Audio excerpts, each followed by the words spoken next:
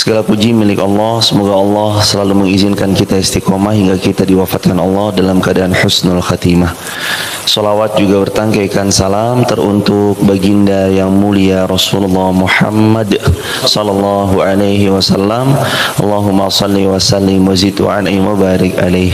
Baginda mulia yang setiap pagi harinya mengucapkan sebuah doa riwayat Imam Tirmidzi, Allahumma inni as'aluka ilman nafi'an wa rizqan thayyiban wa amalan mutaqabbala. Jadi kalau jemaah bisa hafalkan doa yang tadi, dihafalkan ya jemaah, karena itu termasuk doa yang sering Nabi baca. Nabi setiap hari itu, termasuk di hadis Bukhari juga baca, ada doa-doa yang Nabi sering baca. Di antara doa yang paling sering Nabi SAW baca adalah Al-Baqarah ayat 201. Rabbana atina fid dunya hasanah wa fil akhirati hasanah wa qina adzabannar. Meskipun doa-doa yang lain yang tadi itu yang kita baca bareng-bareng itu juga iya termasuk tuh. Nabi sering baca doa itu, mohon kepada Allah agar diberi ilmu yang bermanfaat. Karena ilmu itu nanti ada yang tidak bermanfaat, ada yang bermanfaat. Berkata Al-Hafiz Ibnu Katsir, ilmu bermanfaat maksudnya adalah ilmu yang membuat seorang hamba semakin dekat kepada Allah Subhanahu wa taala. Selain daripada ilmu itu membuat seorang hamba dekat sama Allah, kalau ada ilmu yang malah menjauhkan seorang hamba dari Allah, ini kategori ilmu yang tidak bermanfaat. Ilmu-ilmu yang seperti inilah jadi ilmu-ilmu yang tidak bermanfaat. Kemarin atas pertolongan Allah kita bahas tentang salah satu keutamaan suratul Fatihah. Ternyata suratul Fatihah qara'an Nabi sallallahu alaihi wasallam ammal fathi fi masiri lahu suratul Fatihah ala rahilatih. Bahwa ketika penaklukan kota Mekah, Rasulullah sallallahu alaihi wasallam membuka kota Mekah dengan membaca surah Al-Fatihah. Termasuk di antara istimewanya suratul Fatihah dikenal juga dengan surah pembuka atau surah penakluk. Menaklukkan sesuatu dengan membaca suratul Fatihah. Dan selanjutnya adalah Rasulullah sallallahu alaihi wasallam farraja'a fi qiraatihi. Ketika pulang pun setelah Fathu Mekah, beliau juga kembali dengan membaca suratul Fatihah. Hadis sahih riwayat Imam Muslim. Kalau dalam kitab yang sama di jilid yang pertama ini, di terjemah Sahih Muslim halaman 824. Dikiaskan oleh para ulama tentang seseorang ketika mau amar ma'ruf nahi mungkar, karena isi pembebasan kota Mekah itu juga amar ma'ruf nahi mungkar, di mana Rasulullah menghancurkan berhala-berhala, mengajak orang untuk aslim taslam, masuklah kamu ke dalam Islam, kamu akan selamat. Ini termasuk diantaranya kias para ulama, siapa-siapa yang hendak beramar ma'ruf nahi mungkar, boleh dia membuka pertemuannya dengan membaca suratul Fatihah. Itu jamaah yang dirahmati Allah. Karena sebagaimana baginda sallallahu alaihi wasallam juga membukanya dengan suratul Fatihah. Sekarang kita mau ketemu tentang obat hidup tenang. Judul kita pagi ini adalah obat hidup tenang. Manusia hidup di dunia ini yang ia cari adalah ketenangan. Tidak akan ada manfaatnya uang banyak tapi hidup nggak tenang. Uang banyak tapi dikejar KPK. Uang banyak ternyata hasil curang, zalim kepada orang lain, mengambil yang bukan haknya, culas, menipu. Betapapun banyaknya uang, kalau dia tidak berkah, maka ini tidak akan mendatangkan selaksa ketenangan dalam hidup karena nggak berkah. Yang dicari itu dalam mencari rezeki, wa rizqan thayyiban, ya Allah karuniakan kepadaku rezeki yang berkualitas. Di antaranya di dalam berkualitas itu ada yang namanya keberkahan. Siapa-siapa yang mencari rezekinya tidak memikirkan tentang faktor keberkahannya, dijamin rezeki itu nggak akan barakah, karena dia sendiri tidak memperhatikan faktor berkahnya rezeki. Adalah kecil berkah, banyak berkah. Nggak masalah tentang kecil dan banyaknya, yang paling penting tentang berkahnya. Karena salah satu ketenangan hidup itu ada di barakah. Apa kata Imam Nawawi tentang barakah? Al-barakatu ziyadatul khair. Berkah itu artinya bertambahnya kebaikan. Harta yang didatangkan dalam hidup kita, ada sebuah pertanyaan yang harus kita jawab masing-masing. Apakah dengan harta yang Allah titipkan membuat kita semakin dekat sama Allah atau semakin jauh? Para sahabat itu sering melebeli tunggangannya, untanya, keledainya, kudanya, dan beragam macam apa yang Allah titipkan pada beliau hanya untuk digunakan di jalan Allah. Di jamaah sedikit kalau melihat ada mobil-mobil, karena qadarullah ma syaa fa'al, kemarin Mas Frans tim HAS membuat poster kecil tempelan stiker di mobil atau stiker di motor hanya digunakan di jalan Allah. Jadi kalau ngelihat kurang lebih seperti itu jemaah, sahabat-sahabat dulu menempeli, melebeli apa yang Allah titipkan pada mereka. Fi sabilillah, hanya digunakan untuk di jalan Allah, hanya digunakan untuk di jalan Allah. Alhamdulillah, poster sederhana itu udah nempel di beberapa mobilnya teman-teman. Salah satunya mobilnya sahabat-sahabat yang sering ngaji. Jadi kalau jamaah nanti lihat ada set hanya digunakan di jalan Allah. Nah, itu stikernya tuh jamaah. Harus buat kita untuk mengingatkan diri kita pribadi, apa yang Allah titipin sama kita digunakan di jalan Allah, karena pasti tenang. Kata Rasulullah di hadis Muslim sallallahu alaihi wasallam, juga termaktub dalam hadis sahih riwayat Al-Bukhari, fa innal khaira tuma'ninah. Sesungguhnya kebaikan itu menenangkan jiwa. Wa inna syarra ribah, dan keburukan itu menggelisahkan. Jadi kalau mau tenang hidup, deket aja kebaikan terus, pasti tenang. Kalau nggak mau tenang, pasti dia sedang berbuat maksiat. Itu udah pasti jemaah. Karena kemaksiatan menghadirkan kegelisahan, kemaksiatan menghadirkan ketidaktenangan hidup. Orang-orang yang banyak mengumpulkan harta tapi hidupnya nggak tenang, dia hanya berhasil banyak mengumpulkan harta tapi tidak berhasil menjadi orang baik. Dia hanya berhasil mengumpulkan uang yang banyak, tapi dia nggak berhasil jadi orang yang baik.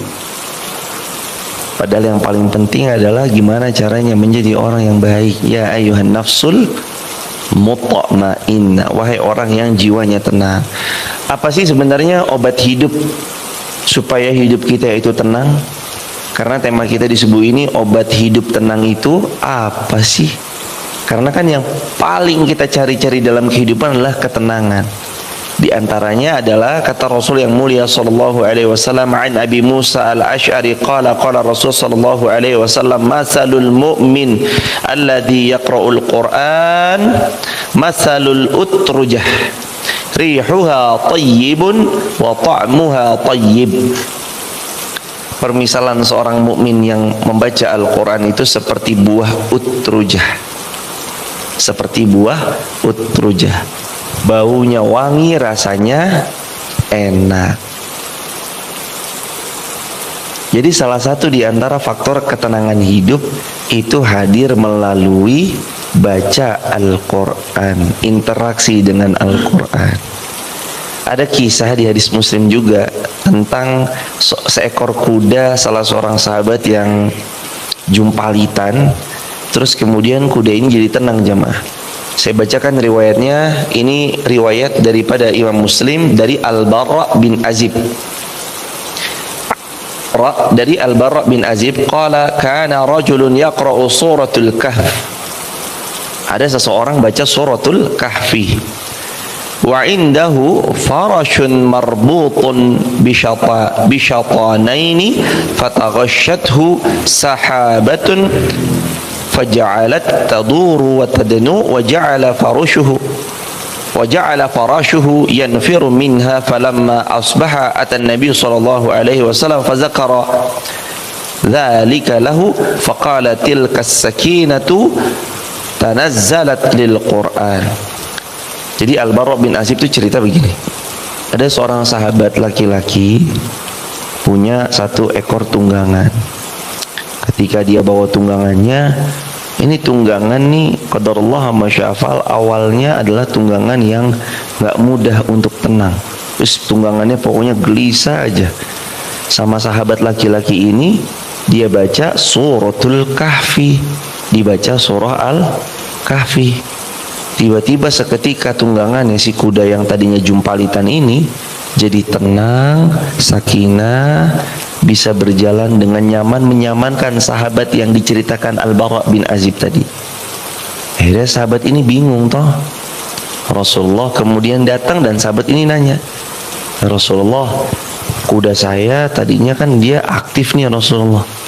Saya bacakan suratul kahfi, kuda saya sakinah, tenang ya Rasulullah. Kok bisa begitu ya Rasulullah? Apa jawab baginda Rasulullah sallallahu alaihi wasallam? Kata Rasulullah, tilkas sakinatu tanazzalat lil Qur'an. Kudamu yang tenang tadi itu tersebab engkau membacakannya Al-Quran. Ini salah satu faktor ketenangan hidup itu, kuncinya ada di Al-Quran jemaah. Berarti nanti kalau ada pertanyaan, kenapa hidup saya nggak tenang? Jawabannya hidup kita jauh dari itu jawabannya. Hari-hari ini kita itu banyak banget self healing. Dikit-dikit self healing kesinilah, dikit-dikit pengen self healing kesitulah. Self healing itu apa sih artinya? Artinya menyembuhkan dari penyakit batin. Self healing itu artinya proses penyembuhan jiwa dari sakit batinnya.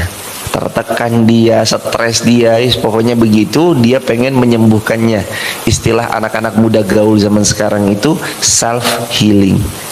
Ada yang saya pengen self healing ke Pulau Komodo, ke Maldives.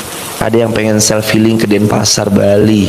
Ada yang pengen self healing dengan liburan ke sini dan liburan ke sana. Itu nggak salah kok, benar. Tapi jangan pernah lupakan, sebaik-baik self healing kita adalah Al-Quran surah Ar-Ra'du ayat 28. Ala bidzikrillahi tatma'innul qulub. Sebaik-baik self healing adalah banyak-banyak berzikir kepada Allah Subhanahu wa taala. Karena obat yang paling indah, dengan mengingat Allah hati kita jadi tenang. Dengan mengingat Allah hati kita jadi tentram. Termasuk salah satu sarana mengingat Allah adalah membaca kalamullah, yakni Al-Quran. Baca Al-Quran termasuk obat hidup. Kalau mau tenang, baca Al-Quran. Kalau mau tenang, interaksi sama Al-Quran. Kuda aja bisa jadi tenang karena dibacain Al-Quran, apalagi kita. Kuda aja yang tadinya hiperaktif jadi tenang dibacain suratul kahfi. Ini baru satu surah jemaah. Gimana kalau nanti ada banyak surah dibacakan? Apa tenangnya kuda itu? Bisa jadi lebih tenang lagi. Nah, ini juga termasuk di kendaraan. Sebenarnya tetap hari ini kita bisa naik kuda karena secara tekstual lafadznya kuda, tapi nanti kalau mau dikiaskan secara luas, kuda besi yang kita tunggangi hari ini seperti motor, mobil yang dimiliki atau kendaraan lain yang dipunyai, itu tuh sebenarnya bisa banget juga kita bacakan surah di dalamnya ketika kita menungganginya agar kendaraan ini tunduk. Yang menundukkan kendaraan kita siapa jemaah? Allah. Jangan kira, mohon maaf, mobil baru nggak bisa nanti yang namanya mogok, macet. Di tol kalau, mohon maaf, di tol pun, jalan tol, kalau ada mobil baru mogok pun ya bisa mogok jemaah. Walaupun itu mobil baru keluar dari dealer. Beberapa waktu yang lalu ada seseorang baru saja beli mobil, belum lama ternyata qadarullah masyafa'al, mobilnya kecelakaan. Misalnya kan demikian. Loh, semua ilmu itu ada di sisi Allah Subhanahu wa taala. Tapi setidaknya kita ikhtiar menenangkan tunggangan kita, salah satunya dengan membacakan Al-Qur'an di atasnya. Jadi kalau di mobil itu setelkan murattal Al-Qur'an. Audio jacknya disambung atau bluetoothnya disambung, lalu kemudian membaca atau menyetel murattal Al-Quran. Ya minim-minim dengerin ceramah sambil jalan di mobil. Karena salah satu anugerah kebahagiaan yang diberikan kepada orang yang memiliki mobil adalah tadi, dia bisa untuk mendengarkan murotal dari dalam mobilnya. Gunakan kesempatan itu jemaah. Setel 1 bulan aja itu bisa berpotensi membuat kita jadi hafal surah yang kita baca di dalam mobil. Dalam mobil setelah sebulan aja Al-Mulk, insyaallah hafal Al-Mulk 1 bulan. Setel aja Ar-Rahman 1 bulan rutin di mobil, dalam perjalanan disetel, pergi ke sana disetel, pergi ke sini disetel. Insyaallah hafal itu jemaah. Biiznillah, dengan seizin Allah Subhanahu wa taala. Jadi itu termasuk kisah hikmah ya dari Al-Bara' bin Azib. Kisah lain itu ada, tapi sama, ini suratul Kahf, tentang surah Al-Kahfi yang dibacakan kepada seekor tunggangan, yakni kudanya. Kemudian laki-laki tersebut cerita sama Rasulullah, maka beliau kemudian bersabda, tapi ini beda ya. Kalau tadi kan laki-laki ini nanya ke Rasulullah, apa pendapat Anda ya Rasulullah? Kok bisa tenang itu tunggangan saya? Karena kamu membacakannya Al-Quran, maka tungganganmu menjadi sakinah. Jadi obat hidup itu salah satunya Al-Quran. Lalu kemudian jamaah yang dirahmati Allah, Al-Bara' bin Azib cerita, laki-laki ini cerita sama Nabi. Fadzakara dzalika lin-nabi sallallahu alaihi wasallam faqala iqra'u ya fulan. Kata Rasulullah, wahai fulan, bacalah Al-Qur'an ketika kamu naik di atas tungganganmu. Fa innaha sakinatu tanazzalat 'indal Qur'an au tanazzalat lil Qur'an. Substansinya sama, tapi beda awalannya aja. Rasul bilang di awalannya, wahai fulan, sesungguhnya itu karena ketenangan yang dihadirkan dari Al-Quran. Kalau yang ini, wahai fulan, baca aja nggak apa-apa, karena sesungguhnya dengan bacaanmu itu akan menentramkan tungganganmu. Tunggangan itu tentram kalau dengar Al-Quran. Makhluk hidup yang lain kalau dengar Al-Quran apakah bisa tenang? Rata-rata begitu ya jemaah. Hewan dengar Al-Quran rata-rata begitu, sakinah dia, tenang banget. Kalau jemaah punya hewan di rumah peliharaan, misalkan kucing gitu, burung, punya peliharaan ikan, atau mungkin punya peliharaan ayam dan segala macam di belakang, atau bahkan mungkin jamaah punya karyawan-karyawan nih yang kerja sama jamaah di bengkel, di offline store, toko bajunya, disetelin murotal aja deh. Itu karyawan tuh langsung pasti hatinya nanti beda jamaah. Hati yang tumbuh disirami dengan bacaan Al-Quran. Apalagi ketika jamaah bilang wajib ya untuk karyawan saya 1 juz, wah besok langsung keluar tuh, langsung resign. Ada seorang sahabat mempraktekin begitu. Semoga Allah jaga sahabat kami. Praktekin, pokoknya kerja di saya karyawan ada 6 apa 8 orang karyawannya beliau itu, diwajibkan 1 hari 1 juz. Baru 1 hari besoknya izin resign langsung jemaah, keluar gitu. Sebenarnya itu filter juga jemaah.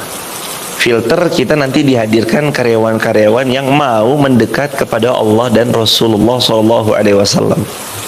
Mendekat kepada Allahnya lewat sarana membaca Al-Quran. Mendekat kepada Rasulullah SAW-nya adalah dengan sarana tidak jauh-jauh dari meneladani sunnahnya Rasulullah SAW. Jadi itu termasuk filter juga tuh. Wah bagus tuh. Kalau ada owner dari satu perusahaan mewajibkan karyawannya, ya kalau belum biasa juz ya minimal baca 3 lembar lah. 3 lembar tuh nggak lama ya, paling 12 menit. Atau paling ya 15 menit lah, katakanlah selembarnya 5 menit ya 15 menit kali 3 lembar toh. Nanti itu juga menghadirkan karyawan-karyawan yang tenang jiwanya karena awal harinya mereka sudah dibasuh dengan membaca Al-Quran. SOP loh jemaah, standar operasional prosedur, dijadikan sebagai SOP utama, SOP karyawan perusahaan Hadi Winarso. Wes, wajib 1 juz. Wes, masya Allah, ini keren nih kalau begini jemaah. Loh Rasulullah kan bilang begitu toh. Kata Rasulullah, kalau kita bisa rubah dengan power kita, maka rubah dengan power. Kalau nggak bisa yo dengan lisan, nggak bisa ya dengan hati. Kan termasuk itu toh. Awalnya karyawan kita jauh dari Allah, sekarang kita mau deketin kepada Allah. Caranya gimana? Ya caranya tadi, mau nggak mau ngenalin karyawan kita supaya dekat sama Allah dengan bacaan Al-Quran. Jadi awal harinya mereka itu startnya ya udah Al-Quran, yo pasti nyaman jemaah. Hidup tuh kalau udah awalannya Al-Quran, awalannya ngaji, ya pasti sakinah jemaah. Termasuk ilmu begini loh jemaah. Makanya kan banyak yang ngantuk, tidur. Karena sebenarnya kata Rasulullah SAW di hadis Muslim, wa majtama'a qaumun fi baitin min buyutillahi ta'ala yasunna kitaballah wa yatadarasunahu fima bainahum illa nazalat alaihimus sakinah.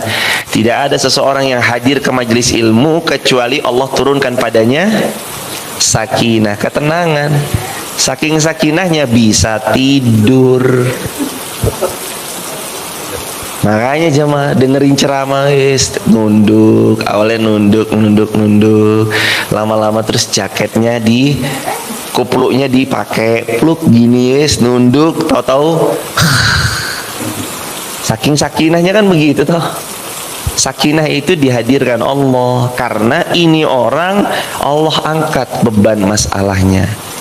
Loh jemaah yang dirahmati Allah, orang kalau nggak tenang tuh nggak bisa tidur jemaah.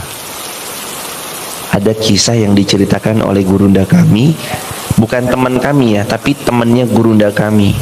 Jadi gurunda kami, beliau itu punya teman. Temannya ini seorang miliarder.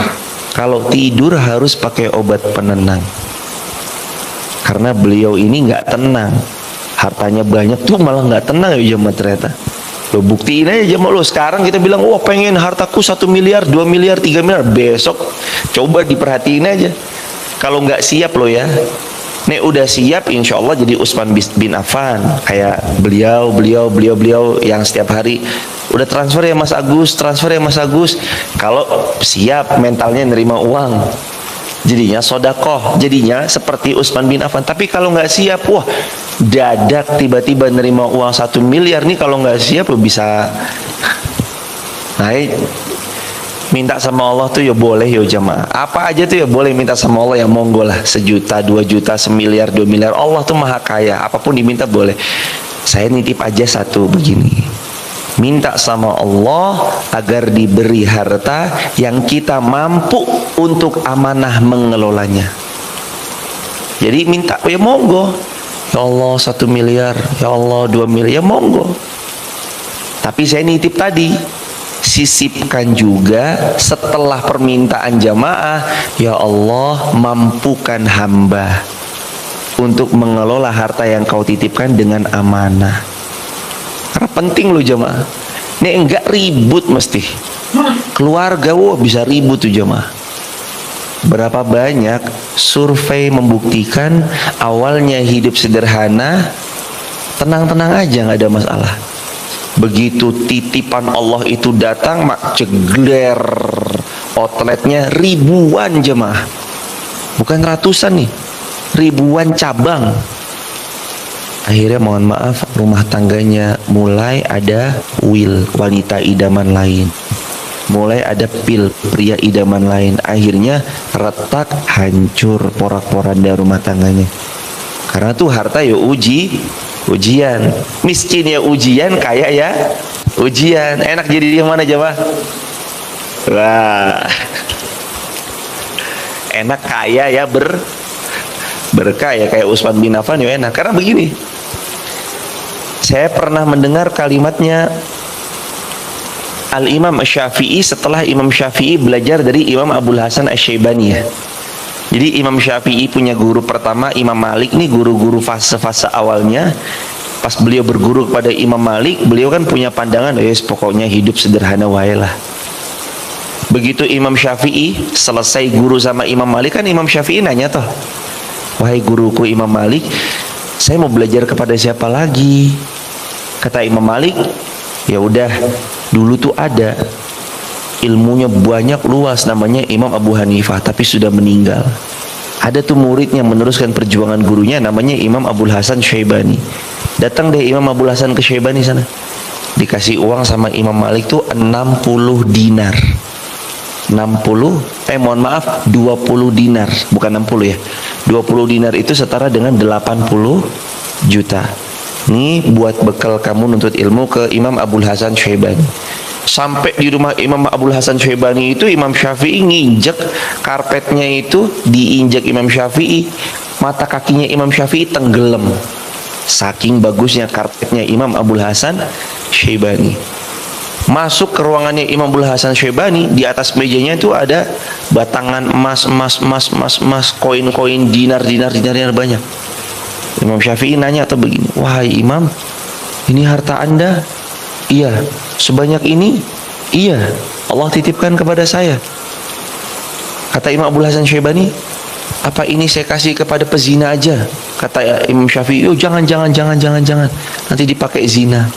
Apa tak kasih sama orang penjudi aja? Yo jangan, nanti dipakai judi. Lah harta sebanyak ini bagusnya dipegang siapa? Dipegang jenengan aja, wahai Imam. Akhirnya Imam Syafi'i setelah berguru pada Imam Abul Hasan Syaibani punya statement begini, terkenal masyhur begini aja statementnya. Sebaik-baik harta ada di tangan hamba Allah yang salih. Ini statement Imam Syafi'i. Jadi harta itu bagusnya emang di tangan hamba Allah yang soleh. Karena harta itu kalau banyak jumlahnya di tangan hambanya Allah yang salah, ya pasti keliru jamaah. 1 miliar di tangan kiai, 1 miliar di tangan penjudi, ya pasti beda. Yang di tangan penjudi dipakai judi, di tangan kiai jadi sekolah, madrasah, pondok, masjid, universitas, ya pasti begitu jemaah. Karena tergantung yang ngelola siapa. Maka kalau bisa berdoa sama Allah dengan doa yang terbaik, meminta kebaikan tentang kekayaan. Ya Allah itu maha, ya Allah tuh yang maha kaya. Jangan lupa juga minta, sisipkan doa setelah minta harta tadi, minta kepada Allah yang paling tinggi. Ya jelas ya jamaah, nggak usah diulangin lagi. Minta yang paling tinggi itu adalah minta surga Firdaus. Tapi nanti runtutannya adalah gambarannya kenyamanan hidup lewat harta. Minta juga ya Allah mudahkan hamba menjadi orang yang amanah mengelola harta yang kau titipkan pada hamba. Memang begitu, karena semuanya titipan Allah Subhanahu wa taala. Kembali hadirin jamaah yang dirahmati Allah, obat hidup tenang adalah Al-Qur'an. Jadi kalau hidup kita nggak tenang, wes pasti jawabannya jauh dari Allah, jauh dari Rasulullah, jauh dari Al-Qur'an. Wes nggak usah analisa yang lain wes. Nah, sekarang aja kita mau jujur-jujuran ya pasti lebih banyak baca WA jemaah. Baca WA atau baca Quran jemaah? Al-Qur'annya lasin Ramadan, WA-nya lasin 5 menit yang lalu. Kita tuh bisa khatamin Al-Qur'an itu kan biasanya mayoritas masyarakat cuma di bulan Ramadan. Di luar bulan Ramadan tuh wes pokoknya begitu wes. Gak kepegang kadang Quran tuh sampai bersih wes. Al-Qur'an ini baru beli. Oh enggak, udah 10 tahun yang lalu. Tapi masih plastikan. Yo masih plastikannya itu belum dilepas jemaah. Gak pernah dibaca sama sekali jemaah. Makanya ada bagus nih kalau jamaah maghrib isya bisa ke Masjid Fatimah Garung, datang ke sini dibarengin Mas Roto, dibarengin Mas Agus, nanti baca Quran maghrib isya. Yo bagus jemaah. Ada waktu-waktu di mana emang kita harus sediakan waktu paksakan baca Al-Quran. Karena kemarin hadis Muslim, ingat ya jemaah, pas hadis Muslim itu disampaikan ketika Baginda SAW menyampaikan kalau ada orang nggak bisa baca Quran, bukan dia nggak punya waktu, tapi Al-Quran tidak sudi dibaca sama dia. Harusnya dia bertanya-tanya sama dirinya, ya Allah dosa apa yo saya sampai Al-Quran itu nggak mau saya baca. Jadi bukan andanya yang sibuk, bukan andanya yang nggak punya waktu, tapi Al-Qur'annya yang tidak mau disentuh sama orang model Anda. Model kita nih, model-model begini nih yang jauh sama Al-Quran. Tapi yo sekarang yo diganti yo jemaah. Gantilah sekarang itu Al-Quran ya minimal 1 lembar lah harus dibaca jemaah. Raketang 1 lembar yo dibaca. Gak akan rugi orang-orang yang mendawamkan Al-Quran. Jemaah yang dirahmati Allah, ada seseorang, ini kisah yo masyhur juga. Ada seseorang itu punya semangat ada seorang punya semangat khatam 1 juz dalam 1 hari. Satu ketika dia ini mau datang kondangan jamaah. Biasa toh orang-orang kalau mau kondangan punya teman dekat pasti ngajak bareng kan. Ini orang ternyata qadarullah wa masya fa'al belum selesai target 1 juznya, karena dia 1 hari punya target baca Quran 1 juz. Ditelepon kan, Pak mau kondangan bareng nggak? Nek bareng tak jemput nggih Pak? Oh nggih. Tapi nanti mohon izin nggih. Nek belum selesai ya mohon maaf, nanti biar duluan aja. Ya udah. Belum selesai apa Pak? Baca Al-Qur'annya ya. Akhirnya dia baca Quran toh. Baru dapat setengah juz jamaah. Ini orang datang naik mobil jadul, baunya bau solar. Tok datang jemput. Pak, ayo Pak, kondangan bareng. Kata bapaknya, waduh belum dulu ya. Saya belum khatam nih, target Quran saya baru setengah juz, belum 1 juz. Kalau mau duluan ya monggo deh duluan. Mobil Panther, bau solar. Akhirnya dia duluan di jamaah. Ya Allah, bismillah, kalau memang hamba harus berangkat naik hijet, hamba berangkat naik hijet ya Allah, kondangan gak apa-apa ya Allah. Yang penting ini ayat-ayatmu saya baca selesai. Akhirnya diselesaiin 1 juz. Dapat telepon lah, Pak, oh dapat undangan ini nggak? Ya dapat. Ya udah nanti bareng saya aja ya Pak, saya jemput gitu. Dia selesaikan khatam Quran 1 juz, mobil Alphard datang menjemput dia. Masya Allah. Yang kalau dia tadi nggak nyelesain khataman Qurannya 1 juz, bau solar tuh jemaah. Tapi karena dia tadi memilih Al-Qur'annya daripada hanya sekedar langsung memenuhi panggilan undangannya, Allah beri hadiah ini mobil Alphard, nyambut dia nyaman, AC-nya dingin. Akhirnya dia berangkat kondangan naik mobil itu. Allah kuasakan tuh jemaah. Ini kan kisah-kisah nyata di sekitar kita yang kita nggak bisa tutup mata. Orang-orang yang mengutamakan Al-Quran itu yo dimuliakan sama Allah. Loh jemaah begini toh. Jamaah pergi ke tempat tukang ayam, dimuliakan toh. Minim-minim dibawakan apa? Ayam pulang toh. Lah jamaah memuliakan kalamullah, baca Al-Quran. Yo masa Allah pemilik Al-Quran nggak akan memuliakan dirinya si orang tersebut? Ya kan nggak mungkin. Yo pasti dimuliakan Allah. Cara Allah memuliakan hamba yo unik jamaah. Ada yang lagi diam-diam, tahu-tahu, Pak, mohon maaf, boleh saya dibantu Pak?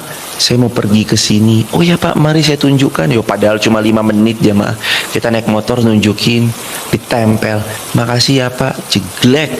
Berapa? 200.000. Ya Allah, 5 menit toto jeglek dapat 200.000. Yo itu gimana tuh jemaah? Allah toh yang ngatur itu semua. Allah yang ngatur itu semua. Ada orang lagi diam di masjid tilawah baca Al-Quran. Shadaqallahul azim. Akhirnya ada orang rapat. Pak udah makan belum? Belum. Ayo makan Pak bareng sama saya. Ditraktir makan. Ya Allah, model-model begitu tuh jamaah. Jadi orang-orang itu kalau kembali kepada Al-Quran hidupnya tenang. Wes dijamin tenang jamaah. Dia baca Al-Quran tenang, khatam Al-Quran yuk tenang. Di rumahnya disetel murotal Al-Quran yuk tenang nanti. Murotal Al-Quran tuh penting juga disetel di rumah ya jamaah. Kalau bisa, makanya saya menghimbau, ini himbauan saya dari zaman awal-awal saya datang ini kayak ke sini. Kalau punya uang bisa beli sound system, speaker atau salon, harganya yang murah-murah dulu. Paling cuma 200 atau 150.000 itu loh, speaker yang begitu kecil tuh loh jemaah. Itu setelin Quran, disambung bluetoothnya dari handphone, setelin Al-Quran. Oh, itu anak kecil tuh nangkep banget tuh. Dengan setelan murotal tuh nangkep banget mereka biasanya begitu. Mumpung mereka masih kecil, setelin Al-Quran. Nah jamaah ya cucunya lah berarti. Cucu-cucu kita titipin aja begitu. Nanti tumbuh kembangnya beda jemaah. Anak-anak yang dari kecilnya biasa terinstal Al-Quran, tumbuh dewasanya nanti mereka beda. Ada beberapa orang yang saya kenal juga, beliau hafiz Al-Quran. Ini umurnya masih muda ya jemaah. Tapi pola pikirnya itu seperti orang-orang dewasa pada umumnya. Jadi ada orang hafal, ya jamaah juga kenal ya, ibaratnya yo Mas Dama, yo Ustadz Ilham, itu kan masih muda tuh jamaah. Kelahiran 2002 tuh belum ada 20 tahun toh. 2002 tuh berarti kayak 19 tahun. Tapi kalau kita ngobrol-ngobrol sama Ustadz Ilham, Ustadz Dama, itu kan kayak enak banget, tenang banget. Salah satunya begitu toh. Berarti ada anak-anaknya jamaah. Itu tuh sebenarnya ada faktor di balik ketenangannya anak muda. Salah satu faktor tenangnya mereka adalah Al-Quran. Makanya nih jamaah ngelihat, nih ada orang anak muda kok sikapnya tenang. Itu biasanya dia punya Quran dalam dada. Maka instalasi itu membuat jiwanya ini beda. Al-Quran itu menenteramkan, menenangkan, menyejukkan jiwa. Wes jangan jauh-jauh dari Al-Quran. Wes jamaah, hidup enak wes sama Al-Quran, sama Al-Quran, sama Al-Quran. Yuk kembali ke topik bahasan. Obat hidup tenang, jawabannya adalah dengan Al-Quran. Tunggangannya hiperaktif, tunggangannya macet-macet. Yuk pertama bacakan Al-Quran. Habis itu ikhtiar ya jamaah, jangan nggak ikhtiar. Mobil mogok, kenapa nih? Zenget di starter nggak nyala, dibuka kapnya. Begitu dibuka ternyata air radiatornya habis. Kalau air radiatornya habis, yo jangan cuma dibacakan, oh air radiator habis, Bismillahirrahmanirrahim, Yasin wal Qur'anil Hakim. Yuk kalau air radiator habis, boleh tetap baca Al-Quran, silakan. Ya Allah mudahkan, bacain Al-Quran, fadol. Tapi sambil ikhtiar, buka penutup radiator, isi, jogrokin, tuangin air jamaah, biar air radiatornya itu terisi penuh. Ya kan ada ikhtiar tuh jamaah, mesti ada ikhtiar. Udah tahu air radiatornya misalkan malah habis, air radiatornya nggak diisi, kan begitu tuh. Islam itu kan agama yang syumul jemaah, sempurna. Maka nanti kita ngelihat ada yang namanya ikhtiar langit, ikhtiar bumi. Kita tahu ya Allah itu kuasa, makhluk tak kuasa. Allah itu maha kuasa, kita ini nggak punya kuasa. Kuasa kita itu semua tergantung kepada tergantung kepada izin dan restu dari Allah. Makanya ada kalimat la haula wala quwata illa billah. Wis nggak ada daya dan upaya kecuali Allah. Wis Allah pokoknya. Semua dari Allah, kembali kepada Allah. Nah, ranahnya manusia yang bisa ikhtiarkan. Maka Mas Yoyo yang punya SS warung spesial sambal itu, beliau pernah bilang di salah satu pertemuan, semoga Allah menjaga beliau, kata Mas Yoyo begini, saya dengan warung SS 96 cabang se-Indonesia dan Malaysia dan luar negeri tidak pernah menarget omset, karena rezeki ranahnya Allah. Tapi yang saya target ke karyawan saya, ikhtiar yang ranahnya manusia. Kamu harus datang ke 100 lembaga, tawarkan catering SS, tawarkan produk SS, itu yang saya wajibkan. Karena ranah manusia ikhtiar dan dia bisa. Saya nggak marah, nek omsetnya loh kok cuma sekian miliar lah, kok cuma sekian ini. Beliau nggak marah karena rezeki itu Allah yang mengatur. Tapi kalau misalkan ditargetkan bulan ini harus 100 lembaga disebar flyer promosi mengenalkan produk SS, kok nggak kesampaian, itu bisa saya marahi karena itu ranahnya ikhtiar manusia. Oh ya, ini keren nih ilmu begini jemaah. Kadang kan kita pokoknya bulan ini target omset harus sekian puluh juta. Ini kan kadang kita begitu toh. Padahal rezeki itu kan karunia dari Allah.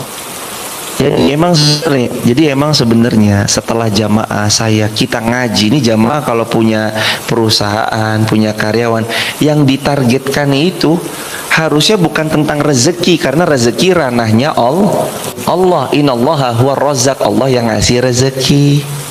Target kita sebagai owner bisnis apa? Bilang sama karyawan, wis pokoknya kamu baca Quran 1 hari 2 lembar. Pokoknya kamu ikhtiar senyum kepada pelanggan. Pokoknya kamu nanti update status setiap hari minimal 3 kali. Nanti kamu pokoknya kenalan minimal 1 hari sama 3 orang baru. Kenalin produk kita. Kita punya nugget, kita punya sosis. Minimal begitu. Misalnya. Begitu jemaah. Jadi bukan dipaksa tentang harus sekian ya omsetnya. Bukan. Tapi tentang ranah manusia yang bisa ikhtiar. Disitulah kita support karyawan, staff-staff kita. Begitu tak jemaah. Oh yo ini keren nih ilmunya nih, luar biasa. Kembali ke dalam bahasan 3. 1. Kunci tenangnya hidup ada dalam Al-Quran. 2. Kalau tunggangan kita mogok-mogok, macet-macet, atau tunggangan kita pengen lancar sakinah, hendaknya kita membaca Al-Quran, karena tunggangannya nanti jadi sakinah. Kemudian yang ketiga, kalau bisa 1 hari yo minimal harus membaca Al-Quran, karena ini pusat ketenangan.